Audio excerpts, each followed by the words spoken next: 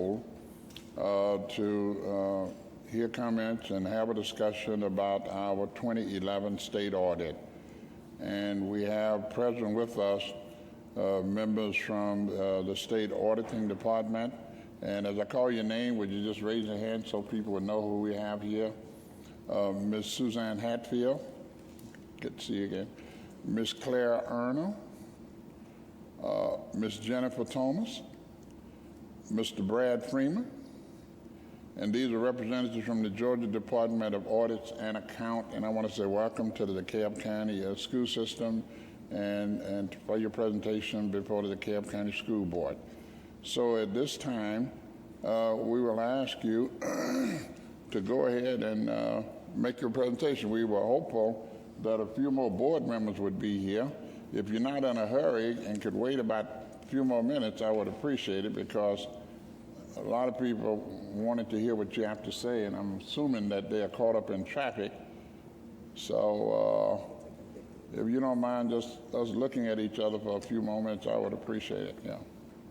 Or 15-minute recess. Let us take about a 10-minute recess, okay? 10-minute recess. So it's 1:10. At 1:20, we'll come back.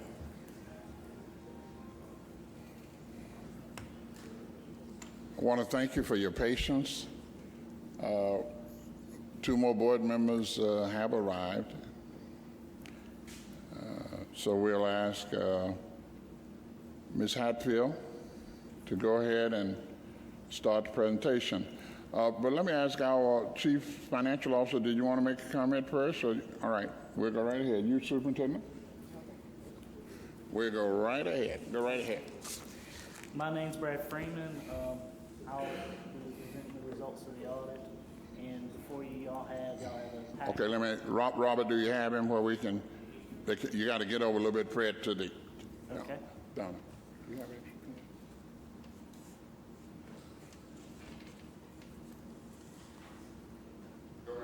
Okay. Y'all should have a packet with the results of the audit, and we'll just briefly go through that. There's a lot of information in here, so we won't go into detail on everything, but feel free at any point to ask any questions whatsoever. We'll take as much time that, thank you. We'll take as much time as we need to go over anything that y'all need to go over. Of course, my name's Brad Freeman. We do have Claire Arnold, the director over EAD, Suzanne Hatfield, our deputy director, and Jennifer Thomas is an audit supervisor with our division. And we're with the Georgia Department of Audits and Accounts, the education division. And our division, along with our technology risk and assurance division, is responsible for performing a financial statement audit over DeKalb County School Board. In conjunction with that, we issued 3 letters: our opinion letter, a yellow book letter, and a single audit letter. And we'll briefly go over what's in those letters. And we'll talk about some required communications that the governmental auditing standards requires us to communicate to you guys. And we'll go over some other recommendations and other matters that came to our attention throughout the course of the engagement. The first letter that we issue is our opinion letter. And this is the most important information that you will receive for us as related to a financial statement audit. This letter is the whole reason we're out here, to give an opinion on your financial statements, to state whether or not it's fairly presented. And for fiscal year 2011, we did issue an unqualified opinion, which is a clean opinion. So your financial statements for 2011 are fairly presented. So that's our opinion letter. The yellow book letter is required based on governmental auditing standards. And in this letter, we're required to look at your internal controls and compliance with certain laws and regulation. We don't do enough work to give an opinion over your internal controls or compliance with laws and regulations. It's more of a negative assurance.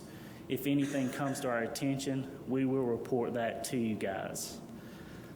For 2011, there were no significant deficiencies or material weaknesses in internal controls, nor were there any material non-compliances reported. The last letter that we issue is a single audit letter. This letter, we're required to issue this letter in conjunction with your A-133, your federal compliance audit. In this letter, we do give an opinion. We give an opinion over whether or not the school district materially complied over certain federal compliance related to major federal programs. And for 2011, we did issue an unqualified opinion over your major federal programs. In addition, we do report any significant deficiencies or material weaknesses or material noncompliance that comes to our attention is related to your federal programs, your major federal programs, and there were none noted.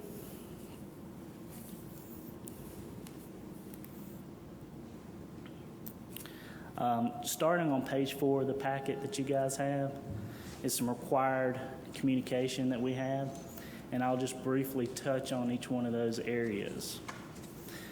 The first thing that we want to bring up is related to your accounting policies. We do want to bring up that management of the school board is responsible for setting accounting policies. All we do is kind of audit them in conjunction with your financial statements, but management is responsible for setting those. For 2011, there weren't any changes in your existing policies. However, there was an adoption of GASB 54. GASB 54 is related to certain definitions in fund balance and governmental fund type reporting. So if you're looking at your 2010 financial statements compared to your 2011 financial statements, some of the fund balances descriptions will be different when you're comparing the two. And that's because you adopted GASB 54. Management estimates, we do want to bring up that your financial statements do contain management estimates. They're an integral part in preparing financial statements. We do test these management estimates, but as with estimates, the actual results do vary from an estimate. But we do test those estimates, and we just want to make sure that everybody's aware that financial statements do contain estimates. Some of the estimates that y'all do have, such as your capital asset, useful lives, those are estimates in your financial statements. Your financial statement disclosures, your notes, we do consider your financial statement notes as part of your basic financial statements, and we do audit those in conjunction with your financial statements. We did find that they are clearly, consistently and neutral and clearly stated.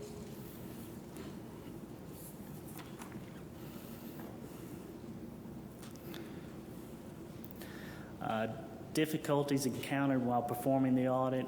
There weren't any difficulties performing the audit for 2011, and we were not required to make any audit adjustments for 2011. There were a couple of uncorrected misstatements, and they're included in your packet in attachment A. Management reviewed these misstatements and determined that they're immaterial to the financial statements taken as a whole. These are fairly common misstatements. First one's related to unrecorded claims and judgments due to open litigations. The next one is related to your incurred but not reported in workers' compensation and unemployment claims. Those are both estimates. And the last one is related to your cost of issuance deferred charges.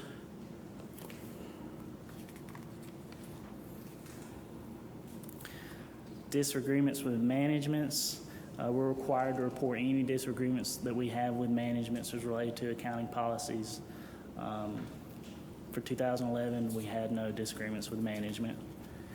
And we do want to point out that we did receive a management representation letter that basically management signs a letter stating that they provided everything to us that we needed. They're open and honest and provided all information. That letter was dated June 1st, 2012.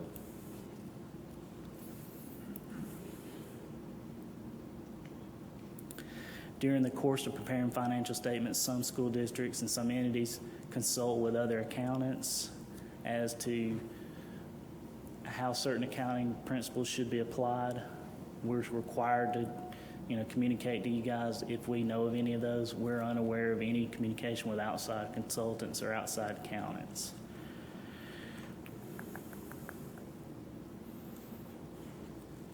But during the normal course of preparing for the audit and performing the audit, we do discuss with your management and those preparing the financial statements. We do discuss how certain accounting principles are applied and how they should be applied, and we do provide certain technical assistance as they provide or prepare the financial statements. We're required to report that aspects to you guys as well. And we are required to communicate to you guys that we are independent as it relates to the generally accepted auditing standards.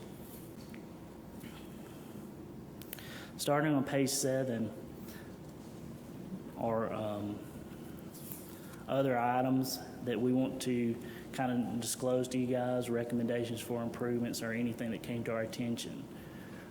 Again, we did not note any significant deficiencies or material weaknesses. However, there were other items that we did note, and starting on page 7, list those items. I'll discuss these briefly. At any point, if y'all want to discuss them in any more detail, feel free to stop me. The first one, accounting controls overall. Our TRA division, they assist us in performing the financial statement audit, where they come in and look at your IT general controls. And part of their review, they communicated to management in a letter dated June 7, 2012, certain deficiencies they noted in your IT general controls. That letter is confidential information because it's kind of sensitive. If somebody knew what they were doing, they could take advantage of some of those weaknesses, so we don't release that to the public. It is confidential information, but it is included in your packet on attachment B.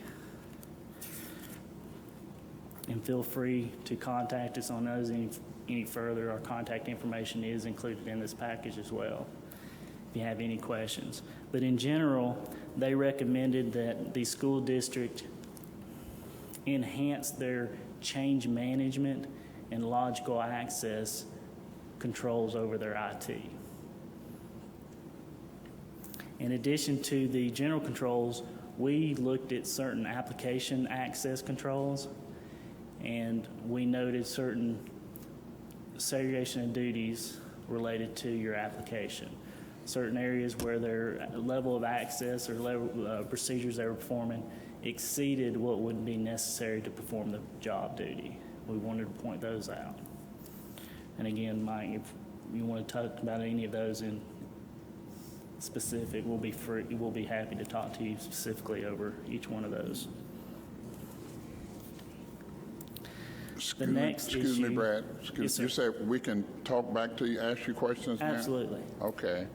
This is, you say, though you find no significant deficiencies, you had some recommendations and concerns about account controls overall. Mm-hmm.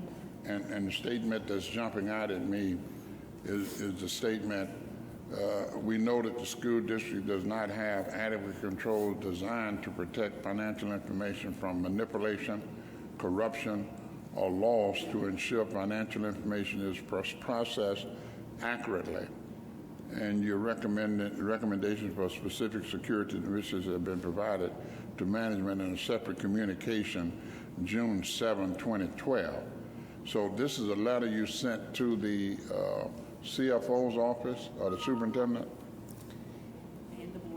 It would have went to the board. It didn't come to the board? It would have went to the board members, the superintendent, and the CFO, yes, Y'all sir. sent it to everybody?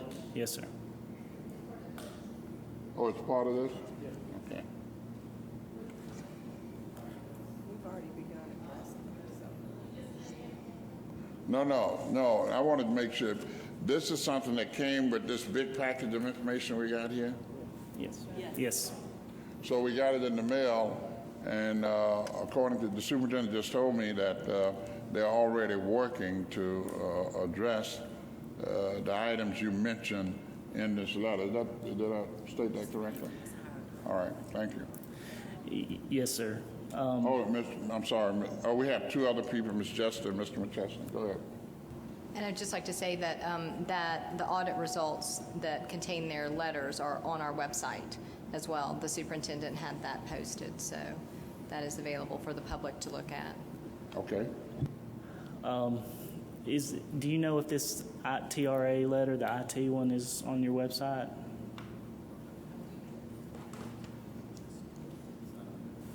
No, okay.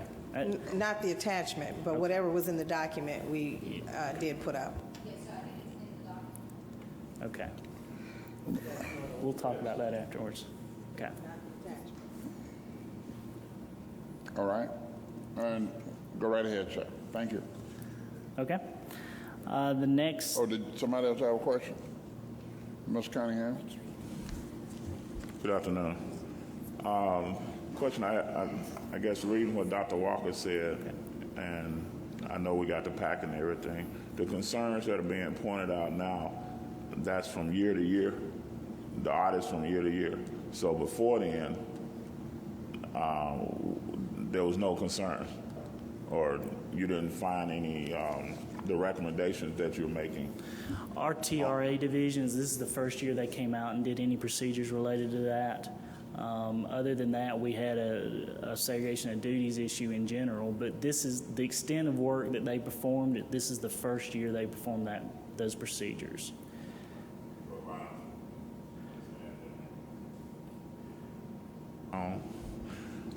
Okay, so basically this is the first year.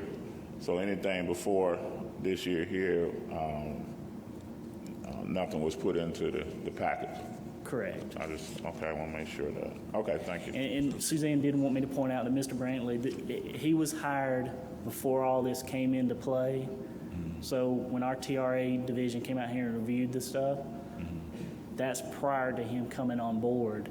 And they were working with him in correcting these items. So we'll feel confident going forward that we won't see as many issues going forward related to these IT general controls.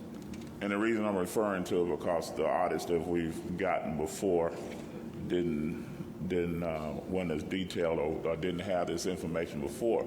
So one that's like myself sitting here, I would be under the conclusion that things are okay.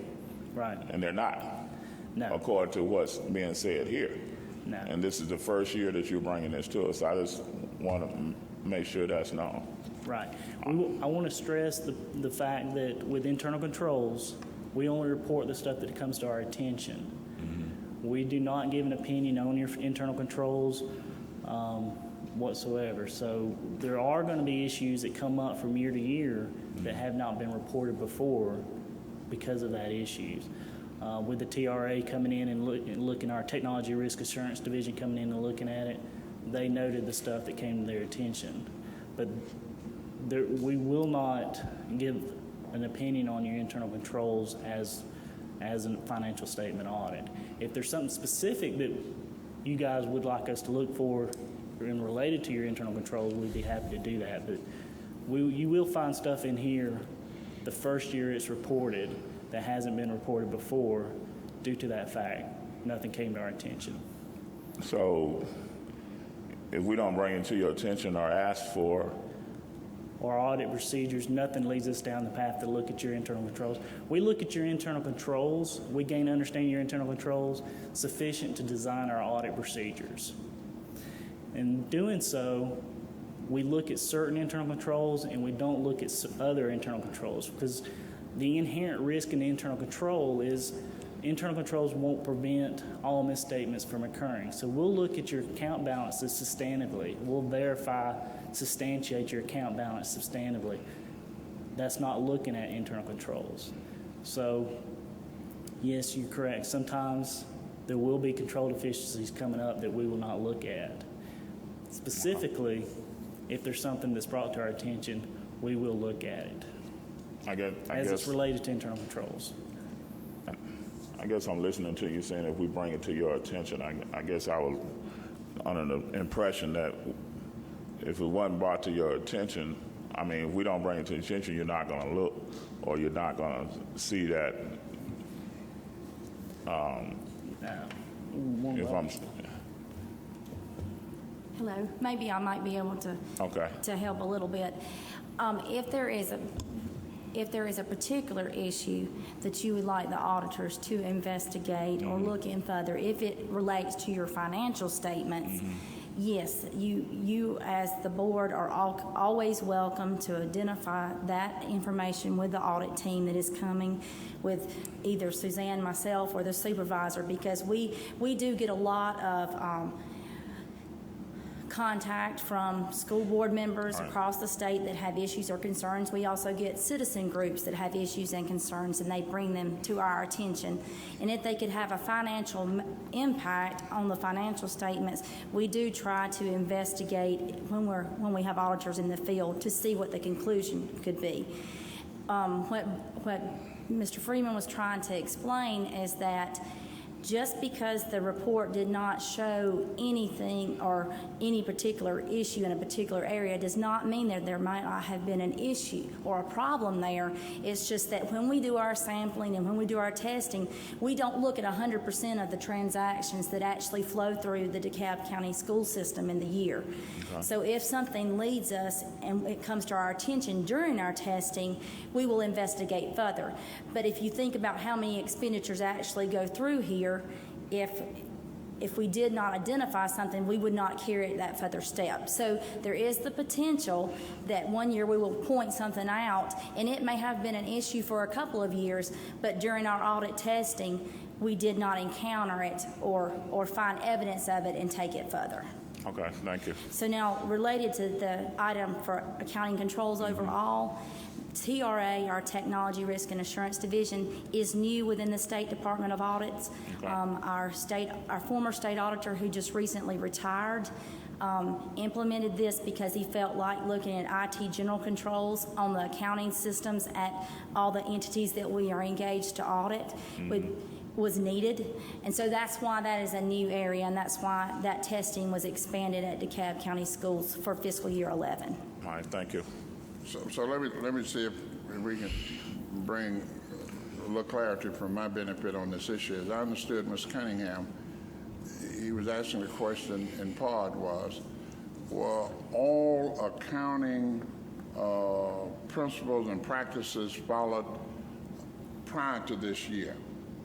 Were they all accounting principle practices followed prior to this year, or are there some accounting practices and principles that should have been followed that were not followed? Is that what I heard you asking? Yeah. Because this is new.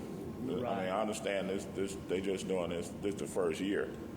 But the question I have, I've been sitting on this board and we've been getting these reports, and I'm trying to go back to say there was nothing brought to our attention. Especially since we got clean audit. Right, from there. So we're asking the question, to verify the were all accounting principles and practices followed in the past that should have been followed? Accounting principles and practices, yes. That's what we're trying to understand. Your but financial with this new department you got, you looked at something. Yeah. We're trying to understand. I probably misspoke on that because I got the look from Dr. Atkinson. The accounting principles and practices related to your financial statements were followed. That is different than your internal control structure. The weaknesses in your internal control structure, that's a different story. Now, nothing came to our attention in the previous years. To help us lay people on the board, could you give us an example? Well, accounting principle would be... No, for the internal control. An internal control? Yeah. Would be your bank reconciliation. I'm sorry? A bank reconciliation is an internal control. Okay. Were bank reconciliations performed? Yes. You know, that's an internal control. Now, whether or not cash is properly accounted for is something we look at sustainably. and that would be accounting principle or whatnot. But an internal control would be related to when you go in there for your system, specifically with the TRA stuff, that's specifically looking at access. As school employees, you're given an ID and you have a password into a system. That's logical access. And the process of granting that access is an internal control. And those are type of things that TRA looked into this year. So the thing that frightened us on the board, and especially me, is when you say we can't protect this financial information from manipulation and corruption and different kinds of losses. And I'm trying to understand if we were that vulnerable in the past, as you say we are today, and if so, why didn't we do something about it? That's what I heard. I thought I heard the question. Because we hear people, one of the most misunderstood things in the world to me has been our auditing. And we on the board have been divided about the value of auditing. I've been up here defending you like I thought you were almost godlike coming here looking over our money. And other folks tell me that it's almost useless because you're not looking for those things that could do us harm. So I'm trying to get a good understanding. I do think that you provide a very beneficial service, and I would like for us to understand the extent of that service and how it helps us keep up with the taxpayers' money we're supposed to be stewards of. So please bear with us as we ask you questions from lay people's point of view, because many of us just don't understand what you're doing. Okay. But we do have faith in you and believe when you tell us we have a clean audit, there's no criminality with it, and there's no evidence of somebody trying to take money from us. Yeah. Am I misstating that, Mr. Cunningham? Well, So we need y'all to reassure us of that. Yeah. When we're talking about an audit and we talk about a clean audit, we're engaged to perform a financial audit over your financial statements. That's your financial report. That's this information right here. And your basic, more to be specific, your basic financial statements, which is your exhibits and your notes to those financial statements. What we're basically doing as a financial audit is saying those numbers in there, this reported in this audit report, are fairly stated. They're accurate. Okay. What we're not doing is coming out here and saying you have a clean bill of health. We're not coming out here and saying that your internal control structure is great, bad, or anything other than these financial statement numbers are accurate. That's all that we're coming out here to do. As the process, as a byproduct of determining whether or not these financial statements, the numbers in these financial statements are accurate, certain internal control deficiencies may come to our attention. So if we were looking at your financial statement audit and just so happens we find an unrecorded accounts payable, well, if we found an unrecorded accounts payable, then we would look into it further. Why did that unrecorded accounts payable occur? Then we would be looking into your internal controls. Then we would report a deficiency in your internal controls. So, Brad, I'm sorry, I've been dominating the conversation. We got a bunch of people who want to ask you some questions. Okay. I'm looking at their name, so I'll yield to them in this order. Mr. McChesney, Dr. Speaks, Mr. Womack, and Ms. Jester. Thank you, Dr. Walker. Mr. Freeman, about a year ago this time, y'all met with us, and I sort of came in with the same impression that my two colleagues did, that, I mean, we couldn't have gotten a more glowing report of everything was great and everything is wonderful, and all these people up here, I think, heard what was said. Now, I notice here that you said you're not, you don't give an opinion really, but you've listed 10 things on this letter that were accounting controls potential problems. If our practices have not changed, then I'm assuming it would be safe to say that they probably existed in the past. Would that not be so? yes. Okay, but because you have a new process, the TRA process, you did not find it until now. Well, specifically for this first one, yes. All right, now, And we can address, as we go along, we can address what kind of, why we tripped across this deficiency this year. And maybe that'll add some clarity of like, why are we reporting it this year? Maybe why we didn't report it in the previous years. well, that's what I think everybody's getting at here is, you know, we're an oversight board trying to have good oversight. All right, if we're getting bad information from auditors, any auditors, and we've got apparently dozens of auditors doing things, the board cannot react on this information. I remember reading the report last year and remember talking with all of you, and it was just wonderful, makes you feel pretty good. But our practices hadn't changed. Now, I think they're changing from this point onward, but our practices have not changed, so these things are likely to have existed for several years. Right. Okay, which I think maybe led us to some extent astray. Now, tell me if I'm wrong about this, but when you say you're looking at our practices to see if they're fairly stated, are you like really just you're checking our addition and subtraction to make sure that it's right? No. No. Okay. Could you be more specific on that? Okay. We're looking at, and I'm just going to, if you've all had financial statements in front of you, right? Right. Okay. Just tell If us you what just page you're on. So we Flip to page 1, which is Exhibit A. page 1 on which? I don't know. Which document now? That's what I'm trying to. Gotcha. Okay. Right.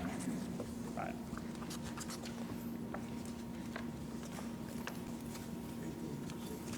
This one right here.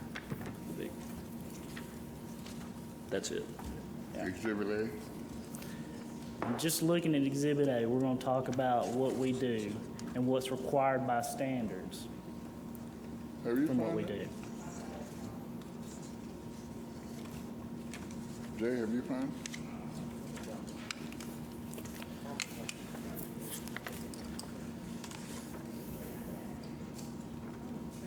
I got 3 or 4 ones. I don't know which one you're talking about. Till you see the real number, yeah. Keep going.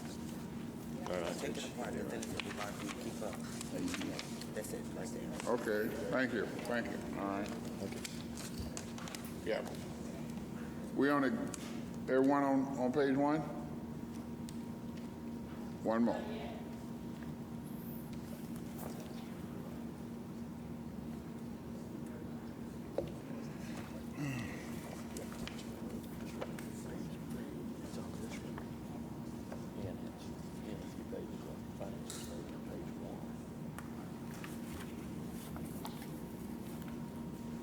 Right.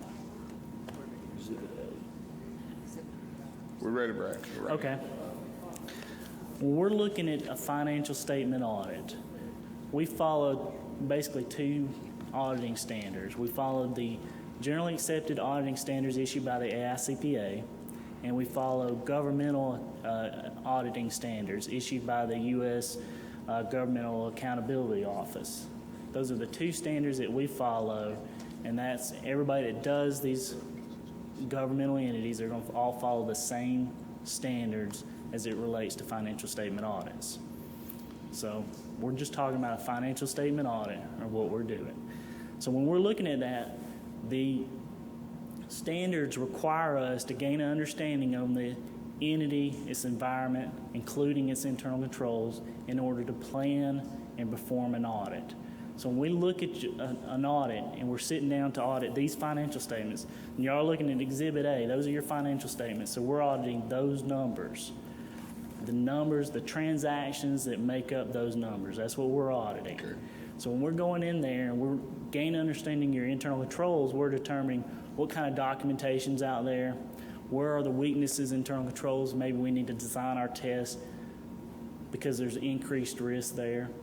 We're looking at those type of things. And specifically, standards require us to look at financial statement assertions. You as management make certain assertions to us as auditors. You assert that just cash here is properly valued. You assert that cash is recorded in the proper period, is properly classified, Its presentation disclosure is accurate. Those are financial statement assertions that you guys are asserting to us. So when we're designing our audit test, we are testing those things. Is your cash valued properly? Is it reported in the proper period? Is it presented properly on the financial statements? Is it cash or is it investments, or is it, that's what we're looking for. For accounts receivable, was that accounts receivable earned or was it not earned? Were the underlying obligations behind a payable, did they occur or did they not occur? Those are the type of things that we're looking for. So we're auditing your financial statement assertions. All right. Now, more specifically, we can talk about specific procedures that we do in determining the accuracy of your financial statements. But we're not going out there and looking at internal controls, how those things get in there in order to give an opinion on those internal controls, because we're giving an opinion on these financial statements, the numbers in there. Okay, now these 10 bulleted items that are on this, that they have nothing to do with it. Don, could you yield for one question about this sheet? Sure. On this statement of June 30th, 2011, I don't see a fund balance on here. Is that listed anywhere? That will be on your Exhibit C. So did you audit that too? Yes, sir. So what was the fund balance at the end of June 30th, 2011? The fund balance at the end of June 30, 2011 for the general fund Yeah. was $53.8 million. So And we it- started off July 2012 budget with a $53 million fund balance. Right. All right, I just want to make sure and you audited that. We audited Exhibit C, yes, sir. Thank you. All right, thank you. That's what I want to know. All right, just, would you, in your process, let me just make up a number here. If our total budget was $760 million and you saw in there that our expenses were $820 million, would you raise a flag to any of our folks? If you had an over expenditure Yes. from your budget, we would probably research as to see why that over expenditure occurred, yes. Now, maybe I'm wrong, but I feel like that has been, that is noticeable in here, in the documents that we have, that we've had over expenditures, and is that accurate? Well, certain things, as you guys know, are not budgeted. Right. Yeah. All right, but you would, okay, now, And that- we have never been notified of that. And that budget is an internal control aspect of it, yes. Okay. And that is something, once again, that you say that you really don't deal in. Is that correct? You don't tell us how to do? No. Okay. And I'm just having a hard time getting between the accounting controls and the internal controls. I see overlap. Yeah. And how you can leave one away from the other. And really what I'm trying to say here is that any accounting procedure has got to give this governing board information that they can use to make decisions. And I feel like, now I've been on this board 3 years, and this is the first time I've seen this. And you've said that, the TRA is new, okay? And it's the first time I've seen anything that raises any concerns. I would think that the state should be bothered by that and hope that, because I bet we're not the only ones in this situation. And I would think that there's got to be a lot tighter procedure for you to give us some advice on things. I mean, I'm glad to see this now because it's good. It helps us. But we've never seen in the past these same type procedures could have been going on for a decade or more. And folks just weren't aware, and they're making decisions based upon the glowing reports that we have gotten in the past. And please, I'm not trying to be too judgmental of you, but of you and your group. We're just trying to get it right up here, and we have to have good information to do that. It is management's responsibility, and this is what we do want to make very, very, very clear, It is management's responsibility to design internal controls and to evaluate internal controls. As we've reported to you guys, to have an audit committee, to have an internal audit function, those are the monitoring aspects that we would like to see in place that, if in place, would over time strengthen your whole internal control structure.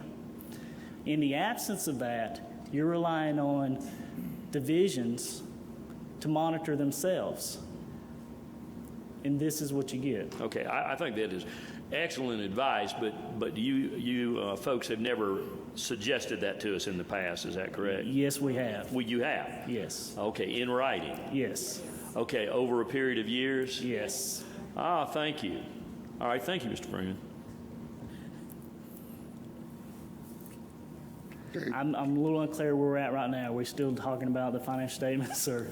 We're going all over the place, Brad. Okay, all right, But it's useful information. okay. But you go ahead. Follow your... Any other questions? Yeah. Oh, I'm sorry. No, Brad, we got a bunch of people I recognize that want to ask you some questions. I'm going to go over it again. Dr. Speaks, Mr. Womack, Ms. Jester, Ms. Wood, Ms. Atler. Okay. I have a bunch of questions, but I'm only going to ask two because I really need to read and digest, the report. But just so that I'm understanding, so I may be repetitive, but it's going to help me understand this. What you audit are the financial statements. Am I correct? Yes, ma'am. Okay. Now, looking at the first exhibit, where you start off with, and I may not be stating this clearly, so you let me know. What the numbers that the district starts off with in whatever category, then you're looking to see whether those numbers are accurate and whether they fall into the right place and all of those kinds of things, right? Okay, I see the heads nodding. My question is, do you audit where those numbers start from? For, how does the district come up initially with a certain sum of money in a category, and then the process begins? Do you audit where the numbers start from? Yes, ma'am. Okay, so okay. Yeah. You said yes. I'm sorry. Yes, ma'am. You do. We start from your original source of transactions, which is your general ledger. Okay. And we do audit the general ledger. Yes, ma'am. And to make sure that that starting point is accurate. Yes, ma'am. And Okay. we look at yes, ma'am. Okay. And we look at individual transactions in the general ledger to verify that that is a good transaction, that Okay. it did occur, it did pertain to the entity, it was valued accurately, Okay. it was properly approved. We do look for those type things in the individual transactions within the general ledger. Yes, ma'am. Okay. Then the second, with internal controls, when you say you only report what comes to your attention, is the coming to your attention as you investigate or audit, if that's the better word, the financial statements, and something jumps out at you, it's like a red flag, then that's what you investigate? Or is it a combination of that? And if, for example, the superintendent comes to you and says, I have a question about such and such, then she's given you or pointed to an area where then you investigate. It's a combination of both. A combination of... Just talk about a little bit how we do our work. We start with a risk assessment, which your finance department completes, and it basically lists out all the financial statement risk associated with those financial statements. And they will include in there the internal control that they have in place to prevent that risk from occurring. That's a document that they provide to us. We'll start there. And from there, for each significant process that makes up your material account balances, we'll go in there and do a walkthrough, trace transactions through the actual steps for all significant processes. Sometimes internal control deficiencies or weaknesses come up from that. In addition to that, that's part of our gaining an understanding of internal controls. In addition to that, we'll substantiate certain account balances looking at it substantially. In other words, we'll test an expenditure, an expense. We'll get the expense voucher, it'll have the invoice, and we want to know whether or not it's recorded in the proper period. If it's FOB shipping point, we'll look at the ship date and see when it was shipped or whatever. So we'll look at those type things. If an error comes up related to that, then we'll investigate that and say, why did that error occur? In addition to that, we do ask management for any areas of concern, any areas of additional risk, any potential allegations or hints or allegations or anything related to fraud. We do ask those specific questions. If they bring them to our attention, then we will design procedures specifically to address those as well. To address those, okay. So like you said, it's a combination Yes, ma'am. of the two. And I kind of lost my, there really was a third one. I'll come back with that one. Okay. Thank you.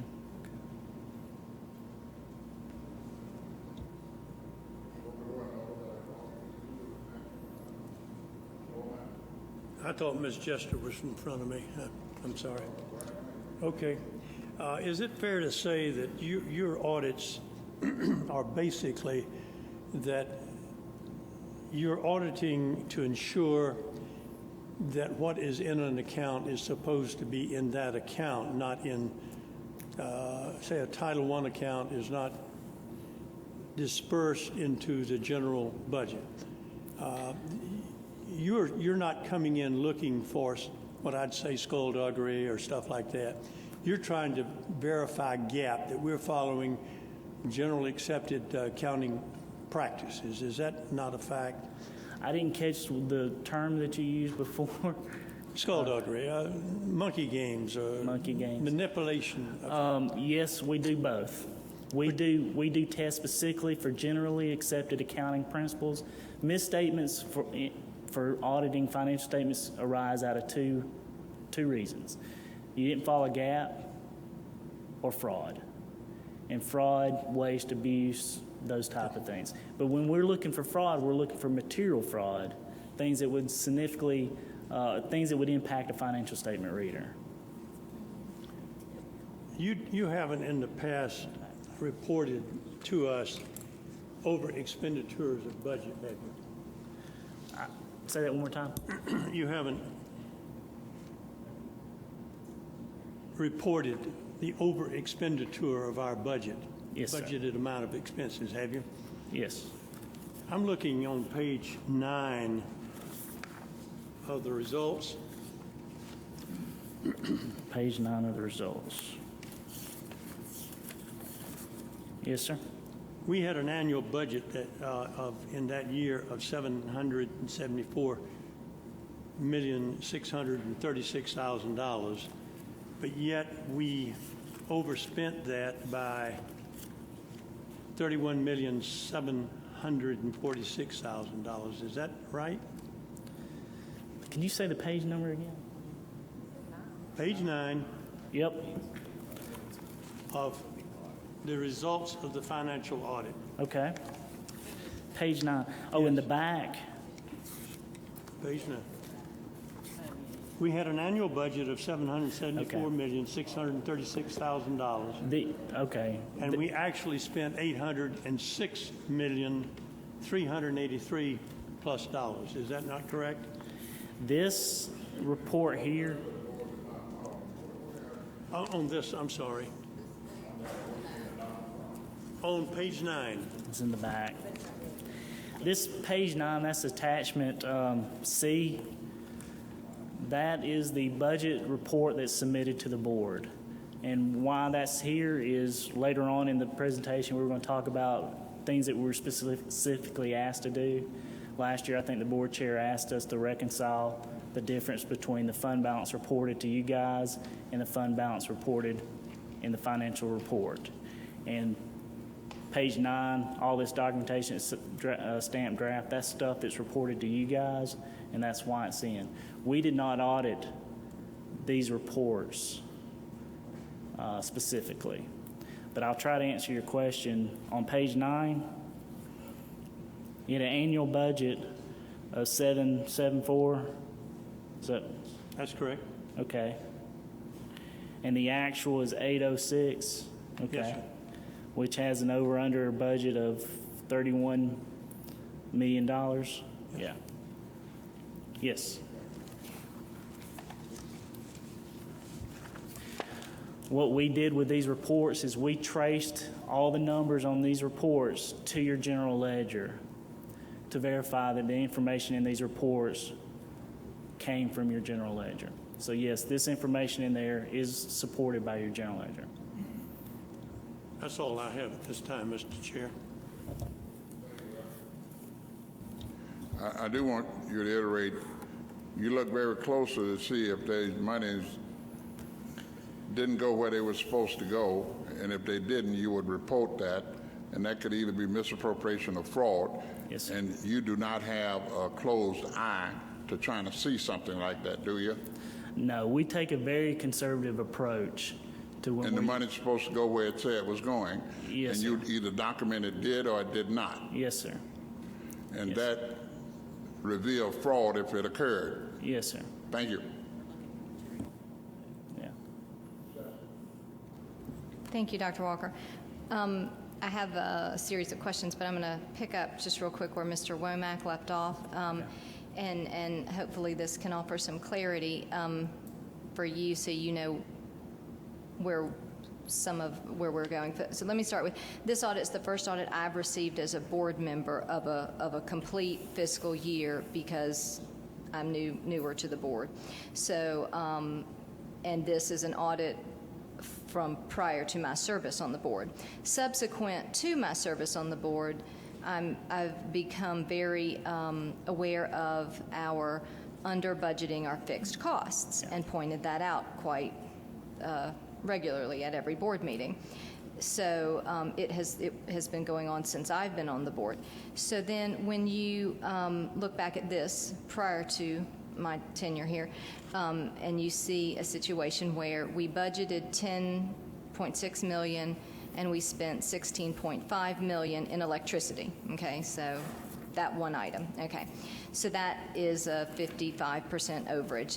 And if you look at the sheer volume of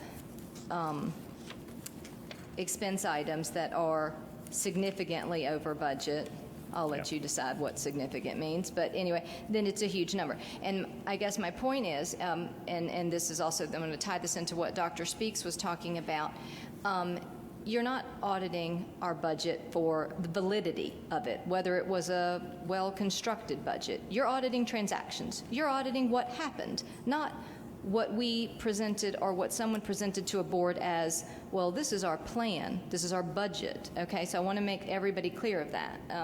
And would that statement be accurate? Yes, the budget is basically board Right, policy, right. and we So do you're not audit that. Yeah, no. you're not making a statement about whether it was good, bad, or anything else. And so, Nor do we agree with it, no.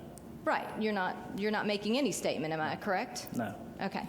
So I just, to clarify what Dr. Speaks, I think, was trying to get to, they're not looking at the budget. They're looking at transactions. So, for instance, with electricity, going through the ledger, did you get a bill? Yes. Did you pay that bill? Yes. It was, this was the amount, check. Did it go in the right bucket, come out of the right bucket? Check, check, check, we're good. Correct? Yes, ma'am. Okay, so that's sort of the linear process of your sampling of transactions, right? Yes, ma'am. Okay. Now, one of the things I've been concerned about over time, and this is a control issue, is it the case that we have the same chart of accounts that the state has or not? No, you do not. That is a big risk, wouldn't you say that? Yes. And you have been telling people that for years. We have done that through, yes, basically. Has it ever been communicated directly to, again, this is before I was on the board, was it communicated directly to the board? No. No, okay. So the board didn't receive that type of control problem information, that went to management? Yes, we evaluate control deficiencies, and certain things rise to the level of a significant deficiency, certain things rise to the level of a material weaknesses. Right. Those two things get reported in your financial statements. Other things that do not rise to the level of a significant deficiency or material weaknesses, some of those goes into a management letter comment, some of those goes into, and it's discussed at the exit conference.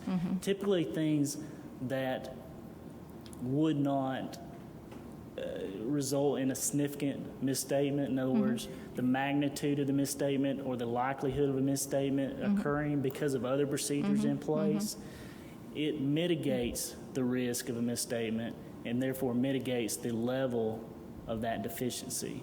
So there are things that we report in an exit conference with the superintendent, with the CFO, with those basically in charge or Right, management sure. that does not get reported to the board. Right. Okay. Those type of things, some of those you will see reported as a management letter comment this year because we wanted to point them out because there's new management in place. So we want everybody to be aware of it. Give you an example, some of these things that get reported back in 2005, you know, back in 2005, there was probably a 5-page of just full of deficiencies reported to the board at that point, you know, reported to the exit conference. All those things don't get reiterated over and over and over if they don't rise to the level of that significance. However, since there are new management in place, a lot of turnover occurred during the year. We will report some of that stuff. We'll look at it as would a prudent official say, yeah, report that to a higher level due to the level of turnover. Yes, we do that. So I think it's important for the board to know some of these operational deficiencies that were going on, procedural deficiencies and so on, were discussed with management but not the board. And you have categorized them as not material, so you discussed them in conference. Is that accurate? Right. We view those as more inconsequential due to... Right. So what that you're saying, yes, you stated correctly that you overspent your budget by, because you tested your transactions. Yes, it's correct. We overspent because you tested for all those bills for electricity, say, and it's correctly stated here that we overspent about 55% in that line item, say. So you've tested that, but the methodology about coming with, you're not making a statement about the budget or any of its characteristics or its, like I said, validity. You're just, you would have made a statement about, well, your chart of accounts is off. You would have made or is not congruent with the states. You would have made a statement that one person and only one person walks the chart of accounts from one book to the other book and does not have any kind of check, and that's a manual procedure. So that's a risky thing. But that didn't rise to the level of coming to the board with that.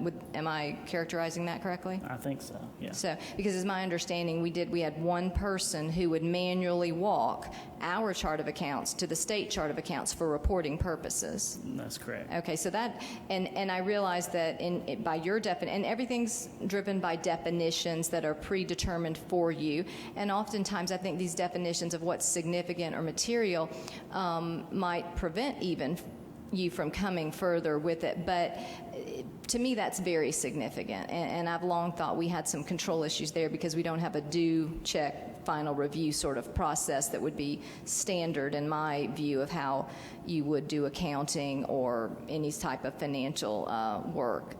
I would think that would be the standard. So I think that's, so then it would have been up to management to decide whether to bring any of those concerns to the board and talked about them, but it wasn't, that wasn't something your group brought. And I hope that offered clarity, Dr. Speaks, for your thought about it. So I think that all the IT internal controls were very revealing to me that in that letter that you wrote. I thought that was interesting. And then I didn't see some, and maybe I've missed it, but I didn't see so much a conversation about some of those financial controls, about not having a good checking system on it and having the chart of account. Well, you might have said the chart of accounts was off. I think I might have read that, because that bothers me tremendously that we weren't, and I believe we're now standardizing that. But to me, that manual system offered a lot of potential for problems. I don't know how that gets audited itself. Let me see, I had some other comments and questions. We do, as part of all, because that procedure's in manual. place, is Yeah. manual, we Yeah. do go in there and verify it, and we do note misstatements, and those misstatements would have been reported to you guys. That would have been reported, okay. Ms. Jester, Mr. Yes. Cunningham wanted to ask you a question. Oh, yeah, okay. And as I do recall, and y'all correct me, we did have a conversation about accounts, and it was in another room. And you said it would be a process of 2 or 3 years for us to get to that point. You mean, are you talking about accrual versus cash basis Accrual, accounting? no. But that's not what I'm talking about either. I'm Well, talking about if I understand what you were saying, you was talking about alignment with the state's state reporting and chart everything else. That was brought to us. And this year. now, Well, it was brought to me it this was year. before you got on the Okay, board. sure, It was before okay. you got on the board. But what happened with all the other issues that we had going on, I don't think it was followed through to, well, I know it wasn't followed through to make them corrections and continue to work toward that goal. And, you know, I just want to make that statement that it was brought to us. We got a presentation. We talked about some things that we need to align with the state. It didn't happen. Other things were going on, and I hope now, Dr. Atkinson, that we're working toward, you know, getting to that point or alignment. But as I recall, I left that meeting with a positive attitude of changing a lot of the procedures and things that were going on. And this meeting was a prior board. This was several years ago. Yeah, no, it might have been 2 years. Okay. But again, with everything that was going on, there was no follow through on that end. And then I also heard you say, talked about I do feel that anything that's dealing with our money needs even though you're talking to the management part, we need to be notified and know about it also in the near future. So I just want to. I think that would be a policy improvement we could make. We could say any exit interview or conference information that was relayed by the auditing state auditors must be brought to the board. Yeah, so we can decide what we think is material or and not. I just made a notation that said policy. Yeah, I think that So we could help that with a policy. We won't be sitting here again talking about, well, We didn't know. We didn't know. Somebody didn't tell us. That didn't. So get with that communicated. being said, I just want to verify what you're saying to do Okay. before you. Well, and if I can continue. You gonna finish the? Yeah, I have a couple more things. I will say that Board of Regents, they do that exact same thing. They want everything brought to them. So Yeah, there 'cause are it's a entities that go out good there and do idea. that. Yeah. Well, the Now, board I is do- requesting now that you bring everything to us too. We'll absolutely will do that. Yeah. And I do want to kind of curve. And I think we should codify that in policy, though. I mean, I really think that needs to be codified in policy. So at the next policy meeting, perhaps, maybe, and I'm telling our lawyers that too, as you make a note to bring that before the policy committee. I do want to just point out the magnitude of going from the current chart of accounts to the state of chart of accounts is not a 1-year fix. Right, I mean, it's y'all a do know complex- that. yeah. That's You a made major. that clear, and that's what Yeah, Ms. yeah, Cunningham. and Mr. Cunningham was definitely, I made that clear. So going back to the budget, my concern is that a whole host of design flaws are embodied there, such that I just it's not even a weak suggestion of how to spend money in our district, okay? The budget has been plugged. and that is not okay. That's what I see in my, and I realize y'all aren't offering an opinion on that. Am I correct? You're not offering an No. opinion on that? No, we're not. And so that's not something you investigated, okay? And so you just can say you've got some overages, and yes, you calculated those overages correctly.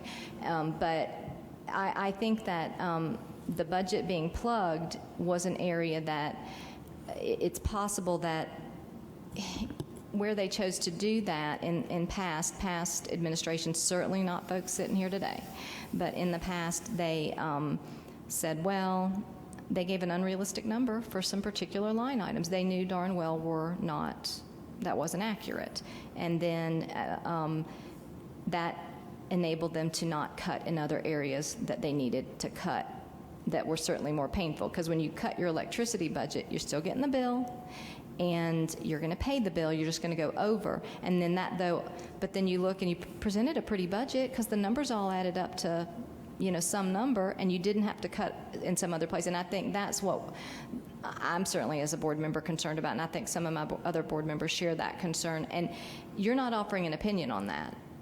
No, we're not. So, and I just want everybody to understand that. So that particular gaming of the budget process with sort of a plugged mentality for the budget, I think plagued the system. And I know that I believe our new staff has more credibility with me in that we've had that discussion. That's not why you're here, but I think that's some of the problem Mr. Womack and I have talked about as far as did they make this cut or that cut, and it's a little bit difficult for us to see. I think it's because of the nature of the plugged budget that we had. So that's my comment.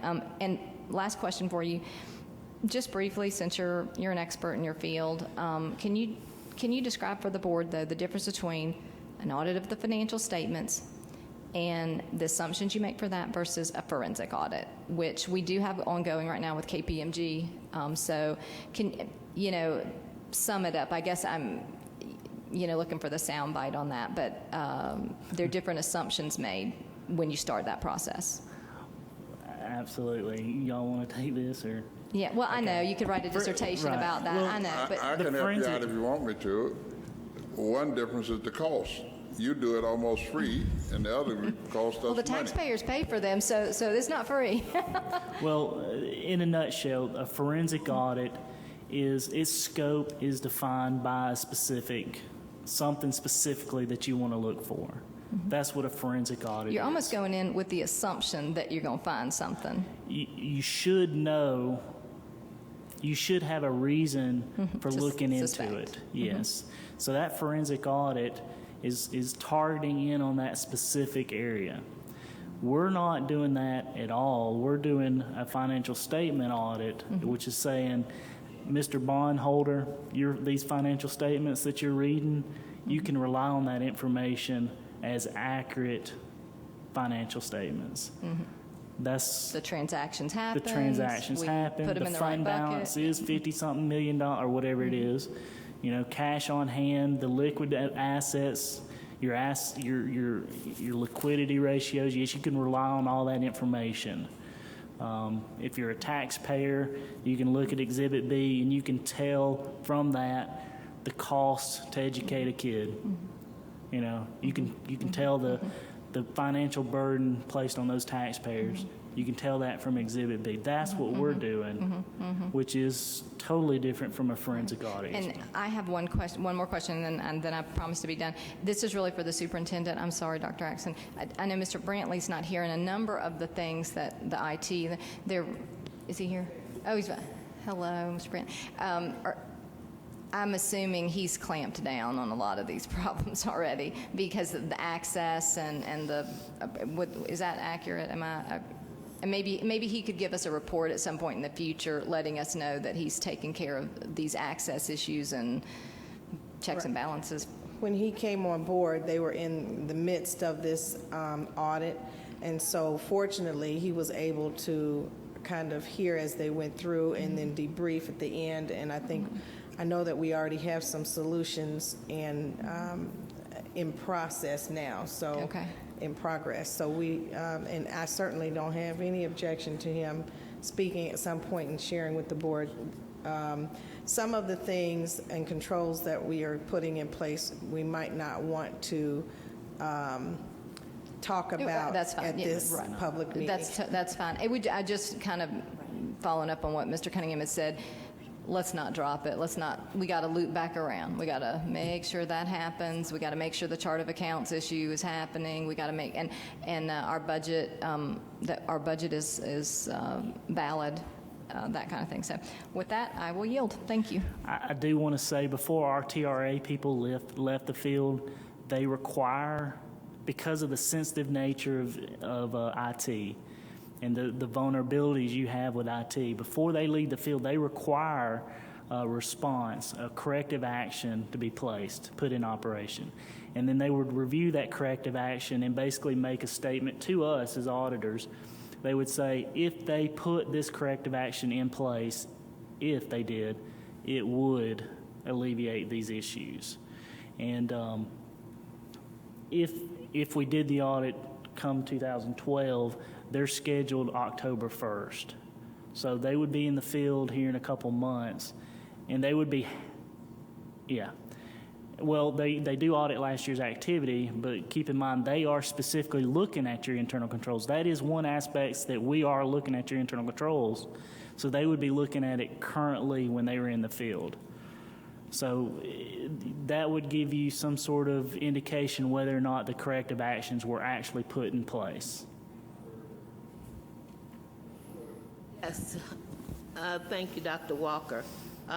Just listening to you talk, it appears that there has been a lot of private conversations with your office from this particular either board or the staff. One of the things that has been put out there is continuously that there was fraud and theft by people. Now, from listening to what you have said, you have looked at this very carefully and did not find anything. Is that the case? Material fraud, we did not find any, no ma'am. Okay. And give me the definition of TRA. What did you say that was? That is the Technology Risk and Assurance Division within Department of Audits, the Georgia Department of Audits and Accounts. And you have Technology, Risk, and Assurance. And if you look at the results of the audit package you have there, if you flip past the cover page, the contact information of Chloe Haydett. Which one? We got two things. Which one are you talking about? I can't see that. I'm sorry. It's results of the audit, financial audit.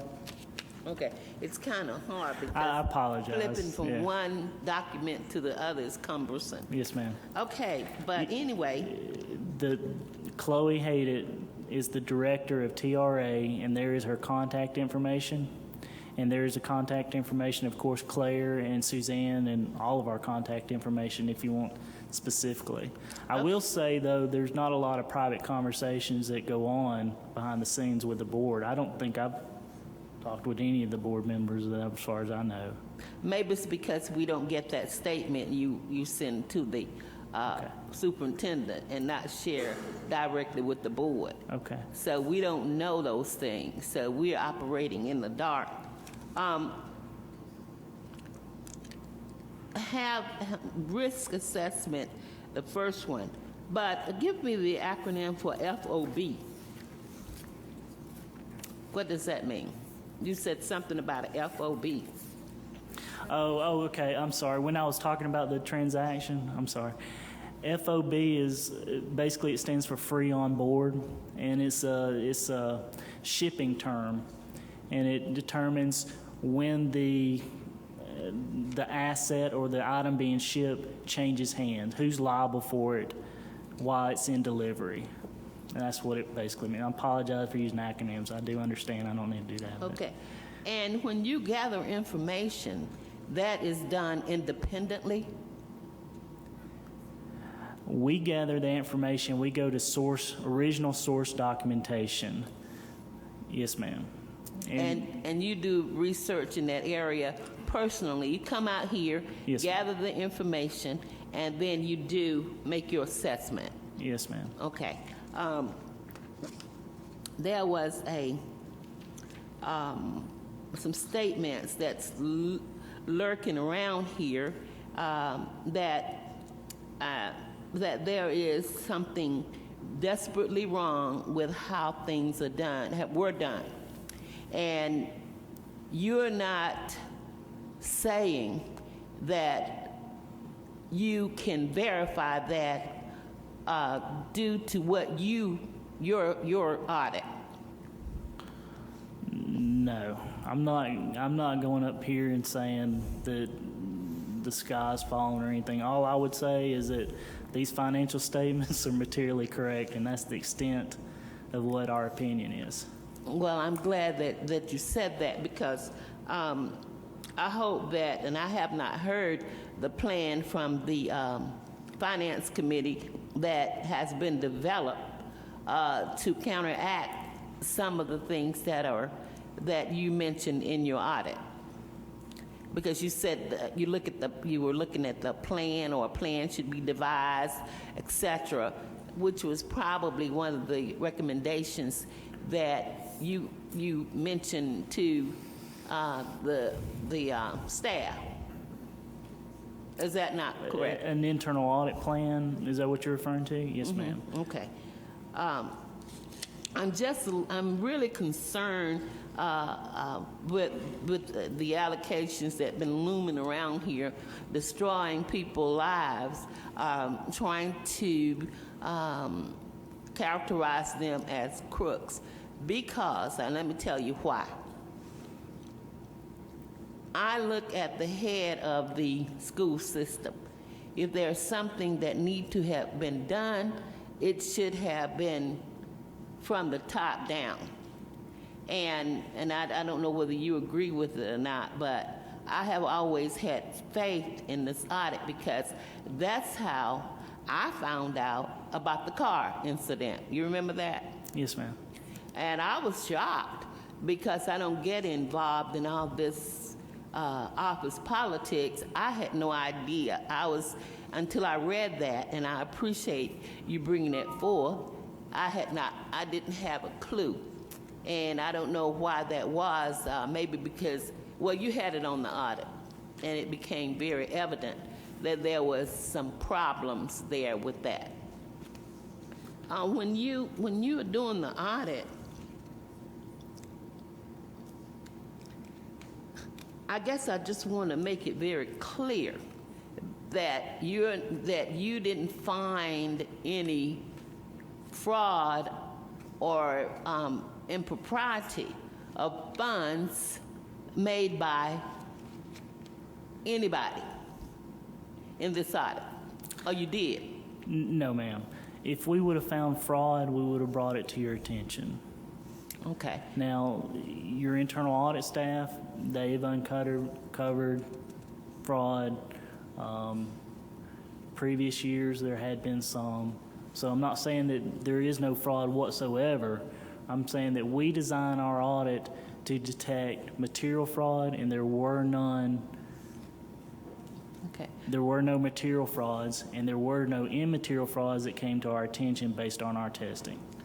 Okay, because it appears that you didn't see any, but there was some reference to trying to implicate people.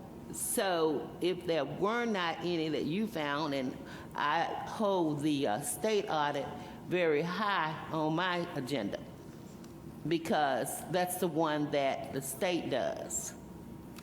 And it just looked like to me that there's a movement to create a impropriety here that you have not mentioned existed. And I'm glad that you were here, because this is not the first time the auditors came out. Well, that may be the guy that you were talking about that retired came out and spoke with us about the audit, which I appreciated. And now you are here, the group of you, here to explain this, your audit, and how the process that you had gone through to achieve the documentation that you provided.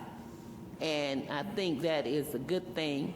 I'm not on the budget committee, but I do get, and we all got, I hope, a copy of that audit for last year, because I asked Dee and Margaret to make copies of it and to distribute it to everybody, even though they may not have been on the board, so that we would have a chance to peruse that and understand it as best we could. And I'm going to let Donna go ahead, and then I'll ask my other questions later. Thank you. Thank you, Sarah. Thank you. I want you to know that I am a CPA, and I do appreciate the work that you've done, and I do understand the reporting. I understand the difference between the the various audits and the different opinions that you express. So, that said, when we have bringing up issues that you are bringing up regarding the concerns, I can appreciate that you're bringing them to us now, not necessarily that because they weren't brought up before that we were given wrong information. So just in terms of my understanding of work that we're doing, audits are based on sampling. And just trying to share a little bit, audits are based on sampling, and you go through your course of work, you determine that you don't see anything within that sample.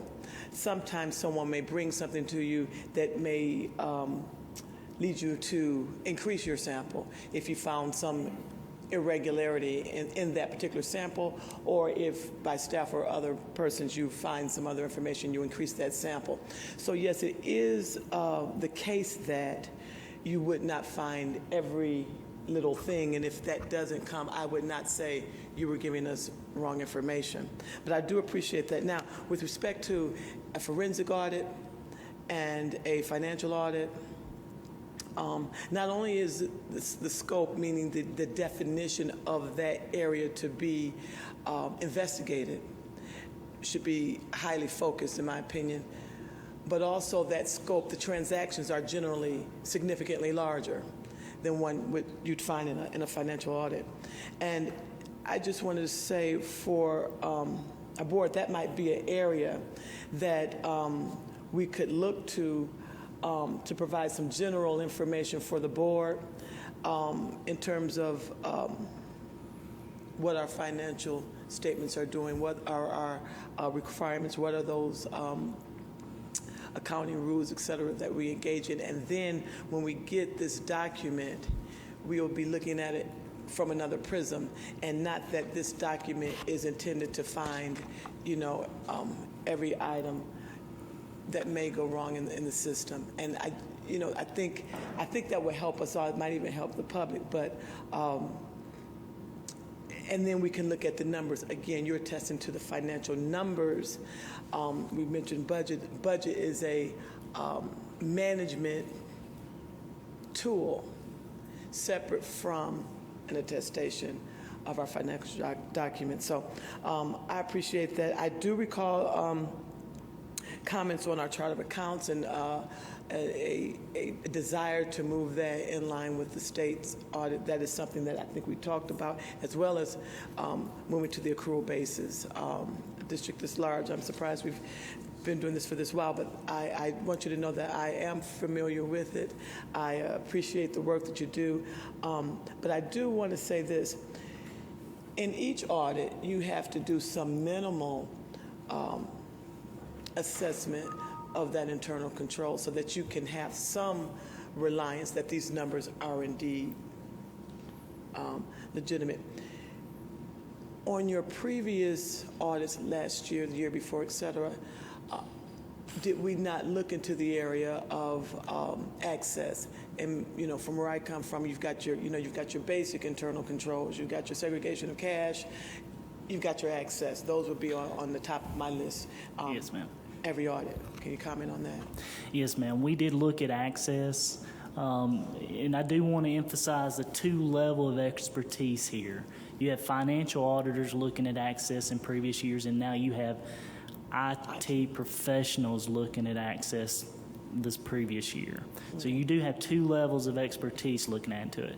But for the previous years, I can speak specifically on that because I've done the testing here before on that, is we look at it, we basically got a dump of your information on who did what, who approved, who initiated a PO, who approved the PO throughout the whole process. We looked at it to make sure the same person didn't initiate and approve and all that kind of stuff. So we did it more sustainably, but we did look at access. And I will say, even with TRA's things that they've noted in their report, every time they brought something to our attention, we looked specifically to see if there was anything wrong. So if they said, hey, access is too liberal here, we specifically went in there and said, okay, did somebody approve a transaction that they initiated? We did not find any instances where that occurred. And so what we found is an environment where the possibility would exist that something could happen, not that it did happen. Yes, ma'am. And so I think that the issues that you've raised are, again, significant, and I would look forward to that plan of remedy before we get full swing into our SPLOST program. And that would be something I could look forward to as we get ready to roll that out this fall. But again, I appreciate your reporting. Thank you. So with that, let me, Ms. Freeman, let me please appeal to the board to permit you to go ahead and mention these recommendations and related matters, and we hold our questions until after you do that. We've asked most of the questions, and we've got a lot more to ask. We'll be talking to you all day, but I at least wanted to hear you say something about all these recommendations and related matters, and if you would just touch them, we haven't even let you get off the first one. So if you would just run through them, and I ask the board to hold our questions until you finish. I think that's what Dr. Atkinson wanted to ask me to do too, I hope. Because we've just been interrupting you, and can we refrain from interrupting him a few seconds and let him go ahead and just mention these? And because I don't want you to come here with this great report and we don't let you get past the first one. So would you go ahead and break those down to us, and we'll just let you talk for a while, and we'll take notes and come back to it? Go right ahead, sir. I will do that, but I will say that I got all day, so I will answer any questions. You shake your head no, I'll be here as long as you want me to. We want to get the impression we have a little order and system here, so go right ahead. And I do want to point out there's been discussion on the forensic audit aspects of it. I do want to make sure that the board has a clear understanding on the forensic audit. That's a short-term solution. That is not a long-term solution to fix any internal control structure issues. We recommend, if you go the forensic audit, that's fine, that's a short-term solution, but get the audit committee. We did give Dr. Atkinson a folder over audit committee. It had the example charters in there. It had a self-assessment check sheets to ask yourself, what you ask external auditors, what you do in your agenda, in your meetings and stuff like that. She has that folder. Get that, review that. That's a start. Then you've got to have an internal audit function in there. The internal audit function isn't to monitor internal controls. It's to verify that somebody is monitoring those controls are in place. You got to have a board this size has to have a functioning internal audit in place. That's a long-term solution. Forensic audits are going to be a short-term solution. I just want to make sure that everybody's real clear on that aspects of it. You agree? Okay. The next point that we have on the sheet, and we're on page 8 of the results of the audit, is closeout and reconciliation procedures. This is one of the items that we have brought up in exit conferences and stuff in the past, but since there's entirely new management in place now, we wanted to bring it to everybody's attention in a management letter comment. So the reason why it wasn't in a management letter comment before is because we were dealing with the same people, new staff. We felt like we needed to raise it a little bit to get a point across, I guess. But really what we're trying to do here is to get the current staff, the current management to evaluate their closeout and reconciliation processes. The current closeout and reconciliation process, and this is your monthly and your year-end closeout processes, are very, very manual and labor intensive. They are not efficient. So that's where we want you to look at. If you want to look for efficiencies and stuff in the accounting process, focus in there. We just listed 2 as an example. That's not the only 2 out there. What we would prefer is that you guys do a self-evaluation of those procedures and look for efficiencies.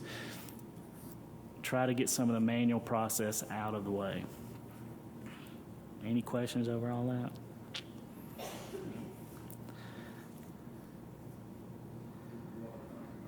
Go ahead. Free to do so at any time. Well, during the conversation with HR and finance, we have some real challenges that their systems don't talk to each other. And so, it's just antiquated technology and programming, and so we're looking at, and there is a cost associated with correcting that.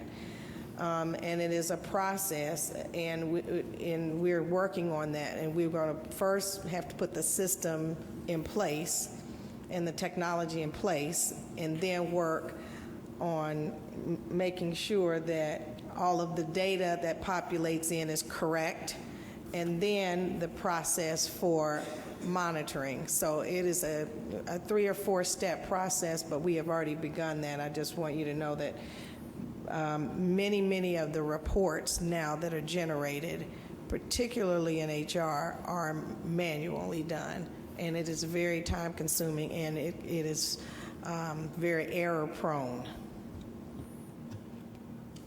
So and I know I asked the board not to ask questions, but all of these are so critical. Yeah, ask questions. I mean, that's going to be the best way. And I'm about to be the first one to violate that rule, and so. I'm sorry. But this cross-point manual you're talking about, it's not used all across the board. Is that, we have that capability, but we're not using it. Am I misreading that, or what? On the cross-point accounts payable module? Yeah. Well, cross-point provides a module, but the current, or the process that we were auditing was a manual process where they went in there and looked at all transactions in accounts payable, and they, by systematic process, zeroed down onto the outstanding accounts payables and then provided us a listing by vendor and said, here's your outstanding accounts payable at year end. In other words, they're getting a big detail, a voluminous detail listing of transactions, and a systematic approach going through there and saying, no, that payable's cleared, that payable's cleared, that payable's cleared, until you get down to an open payable or outstanding payable listing. That's an extremely manual, labor-intensive process, whereas CrossPoint has an accounts payable module that will do all that for you. It's just a matter of putting it in place, purchasing. There's a cost involved in all that. You have to purchase it and put it in place. Okay. And that's just one example. The HR's example, I mean, there's several examples out there. We just pointed out the AP one is one example. Really what needs to happen here is there's an evaluation overall of the closeout process. And this is a great time to do it. You got new management coming in. They got fresh ideas. They're going to look at it from a different perspective. So this is the time to do it. He bowed his head because he's like this. But this is a great time to do this, this evaluation. So. Well, we agree with you. It's a great time because the board is insisting on current, up-to-date accounting of every penny we spend. And if they have to do it manually, it's too tedious. and too difficult. So we're hopeful that this can be worked on in a way that we can be more efficient in providing the board the information we want, and that we're insisting that we know where every penny goes. And in order for them to do that for us, they're going to need that kind of technological apparatus. Yeah. What you'll find out later on,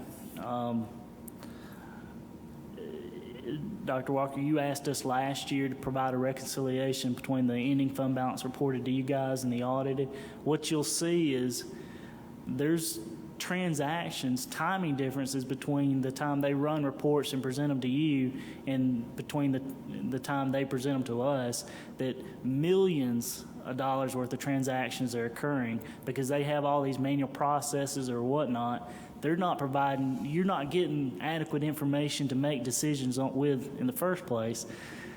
This stuff has to be corrected in order for you to be able to move forward.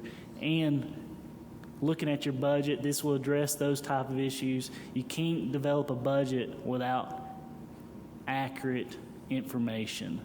And if your accounting system is not designed to provide you accurate information, timely accurate information, it's just not worth what you're spending on it. So that, Dr. Atkins, and that's why we're putting a nail here and zeroing in on that. We want to make certain that the board help you get whatever capabilities you need to provide us with that information in a very timely fashion. Because we not just expect it, we demand to have that kind of information. And you can't get it to us if we're shortchanging you on the kind of capabilities you need. So know that this is a serious thing we're talking about here. And Mr. Barone, we want that executed. That must be executed. And somebody keeps saying how much money. I don't know how much money. And I'll let you know shortly. Okay. Accounting systems are extremely expensive. Yeah. I want to point out the fact that when you're looking at accounting systems, you're looking for upgrades, they're extremely expensive, and it's not a quick fix. This isn't something that you come around next year, hey, it's done because we implement a new system. This is implementing a system, implementing the new chart of accounts. It takes a year of just planning it and then putting it into practice, and you may want to have dual systems going at the same time. I mean, this is not a quick fix, and you don't have the person. Nothing against any of the personnel that you currently have on staff, but you don't have the staff currently available to do it anyway. You're going to have consultants come in that work in these areas to assist in implementing these systems. If y'all are trying, go ahead.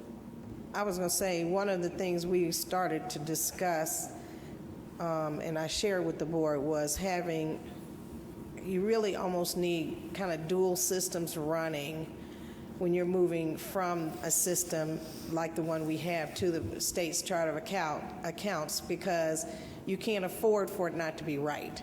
So the problem is it's almost like having double staffing almost, and so we've talked about we can't double staff, we know that, but we are looking at the best streamlined process, but it is expensive. We haven't found a way to do it, but we know it's going to cost us more if we don't get it done. So I know that it will take us probably, we estimated a year to a year and a half to move from the system we have to the state's chart of accounts, and to not have all the manual processes. I mean, even down to we still have manual time cards and just a lot of manual processes where there's just a easy opportunity for somebody not just to do something intentionally, but just to make a mistake that's costly. So. Good. One quick detour again on something Ms. Wood brought to your attention and you commented on and the superintendent asked me about, and I told her I would try to quickly revisit it. During the course of your audit in the past, you discovered or identified where a car had been purchased in what appeared to be an improper or very suspicious way, and y'all brought that to the attention of the board. So could you revisit that again and show how y'all do discover things that might be on the tip of fraud or might look almost suspicious, so that they'll know you don't just rubber stamp what goes into that book, but when you see something that's out of the ordinary, you do bring it to people's attention, and then the board has to act on it, if you don't mind. I would encourage you to go pull a 2004, 2005, 2006 audit report and look at those findings if you want. You know, we reported that construction contracts were not, policies and procedures for construction contracts were not followed. Change orders were changing the scope of a project. We reported all those type of things. Now, specifically the car, I'll let Suzanne talk about that more or less, because I wasn't involved in that aspect of it. Yeah.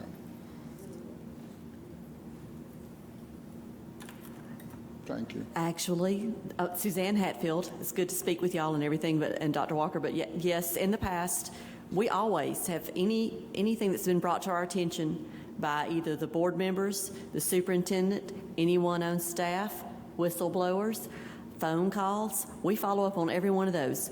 We got really lucky.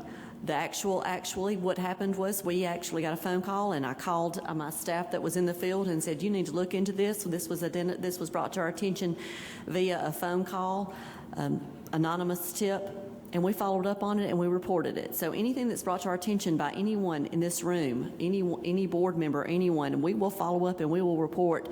And actually, that's something very insignificant. What we would have determined to be insignificant that involved management. It doesn't, regardless of whether it's insignificant or not, if it involves upper management, we are required by standards to report it. Following up on that, that type of insignificant event that occurred actually started the ball rolling on indictments that occurred with the district attorney's office, although we had reported other discrepancies. What he just talked about in the 2005 and 2006 reports, discrepancies regarding what was brought to your attention what was brought to the board to approve. They weren't following proper Accounting procedures, I guess. Accounting or state law. They were not following state law with regards to what was required by Georgia Department of Education and the state law. I can't quote the state law that was not followed, but it's in the 20 section of the official code of Georgia annotated, but regarding bidding processes and things. So those types of things we do look at. We look at very closely. And yes. And if I remember correctly, Georgia Department of Education, the facilities division withheld millions of dollars from you guys that you didn't get because of those findings that were reported in 2005 and 2006. So, due to that fact, the finding that you didn't receive the funding for projects, for construction projects that occurred back in those earlier years, several years ago, you didn't receive the funding that you actually could have received if you'd followed the state law and appropriate procedures. Thank you. Any other questions over that? See, we're still trying to tell specifically what happened to the car. How did the car get in the picture? That's what we want to know. Okay. So it was somebody called our office and said, "Hey, the superintendent is purchasing a car." You know, so we looked into it basically from there. Huh? Yeah, they said new tires were being put onto it. It was recently wrecked. They got it repaired, and the superintendent's purchasing it. So from there, from that call, we went in there and specifically pulled transactions and interviewed individuals related to that matter. So you found some improprieties. That's the bottom line. Right. You pointed out some improprieties. Right. And the superintendent wasn't supposed to purchase a car like that. Well, there's nothing wrong with the superintendent purchasing a car necessarily. It's when they purchased the car, he purchased it for significantly less than fair market value. Oh, he purchased it from the district. So do you remember the values? I don't know. I don't remember. I think it was about $10,000 or so under the value. I mean, Right. I mean, it was something like that. We went to Kelly's Blue Book, and we looked at it, and Edmunds.com, and we determined what the fair market value of the car was, and compared the fair market value to the actual cash price he paid, and that's the amount that we questioned Okay. in the report. Yes. It didn't pass muster, that's what you're saying. Okay. No, it was purchased for significantly less than fair market value. Okay. And so you're saying it wasn't approved by the board? If we see anything that's not approved by the board, not approved at all, or not properly approved based on your procedures that you have outlined in your policy manual on the website, we will bring that to your attention. Okay, thank you. Thank you very much. You go right ahead. Okay. On page 9, the next item is termination procedures.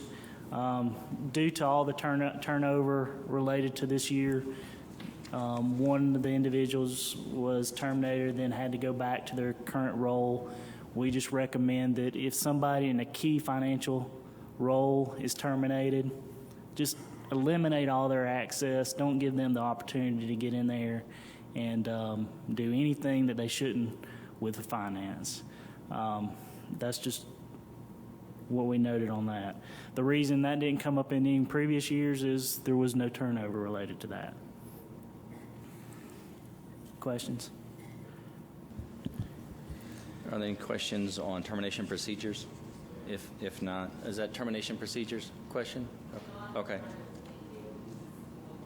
Okay, thank you. We'll just keep with what Dr. Walker says. We'll move on to business continuity plan. Okay. A business continuity plan, we recommend that you guys have a pretty thorough business continuity plan. This is basically if a disaster or a tornado comes by and destroys a school or whatnot, you have procedures already outlined and steps, and people are trained and are knowledgeable on how to keep the functions to go. And it's not just educating kids, it's the payroll. If there's a disaster that happens at your central office or at the data center with your finance, could you make payroll? Could you make AP? That's what we're looking for, a business continuity plan. Those are fairly voluminous, and it'll take a while to develop, but we do recommend that you guys develop one and have a pretty detailed continuity plan in place. Thank you. And this was pointed out in previous years. School activity accounts? School activity accounts, we did note that there was certain segregation of duties and inconsistencies with accounting procedures with your school activity accounts. And these are your principal accounts at each individual schools. Your internal audit reports also supported that there was segregation of duties and accounting procedures that were not followed.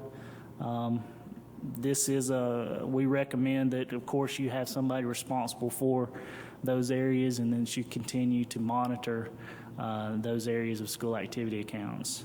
And this is an issue that was brought up in previous years as well.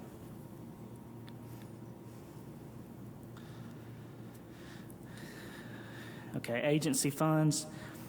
We recommend that you guys put in policy that when you do have agency funds, and what agency fund is basically you guys get money, not necessarily the central office. Most agency funds are at your individual school level, your principal accounts. When they get money that is purely custodial in nature, which is a lot of times your clubs and stuff like that, that there's an agreement that documents what that money is to be used for, who's responsible for that money, and when the event is over, what happens to the money. We recommend that all that stuff is documented. There are examples of agency fund agreements that we can provide upon request, but it's just to tighten up the control, keep allegations of wrongdoings. It's to keep those allegations from happening. When you'll have a policy in place that says here's who's responsible for it, here's what the funds are supposed to be done with them, and you're following those funds, you have something to go back on. And if there is mispriorities that are going on, you have that document to say, well, you didn't follow how it's supposed to be written or it's supposed to be accounted for. based on the document. That's a lot of the issues you run into with school activity accounts is you get some money in, it's for a field trip or it's for whatever reason, but do you really have any documentation to support that says that's exactly what those funds are for? That's what an agency agreement is for. We recommend that you guys put that in place. This also is an issue that we've brought up in the previous years. Any questions?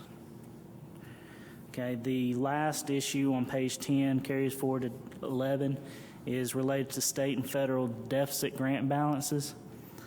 We noted there was $4.9 million of federal and state grants that carried and maintained a deficit balance. This is where your Title I's, your special eds, your state preschool, they operate in the red. They're operating in a deficit. We recommend that you monitor those balances, that you don't run those deficits. This is also a deficiency that we've pointed out to the board in previous years as well. The board like to put a nail on that one for a second. We didn't think we can have a deficit in federal funds. We had a almost $5 million deficit in federal funds. Yes, sir. Aren't we supposed to pay those monies back? Well, that's saying you're getting a deficit means that you got, let's say you got $1 million worth of revenue, but you spent $1.5 million. Yeah, that's what Tom just pointed out to me. He said we get 10 million and we spend 11. Yeah. That means we spend $1 million more than what they, so. It's your local general funds are covering those deficits. Yeah. Your taxpayers are supplementing the federal program. Dr. Atkins, did you hear that? We didn't know that. This is an issue that we brought up in the previous years as well. So the point is, if we got $10 million in Title I money and we spend $11 million, then the local government got to pick up that extra million. Exactly. So the board is saying to the administration, if you get 10, you don't spend more than 10. Is that what I'm hearing the board say? Ms. Atkins? There are lots of issues with that because things have been assigned and personnel have been assigned to those dollars, and in order to correct that, you have to reduce it. And so I just want everybody to hear me say that out loud, that when you're going to right size into the budget, you have to take the things out. And we've been operating with a large number of personnel in our budgets because, I mean, it's a deficit in the economic downturn. So now, if I haven't looked at all of them specifically, but I do know that I want to share that right now. We've worked hard to address for this coming year getting into budget.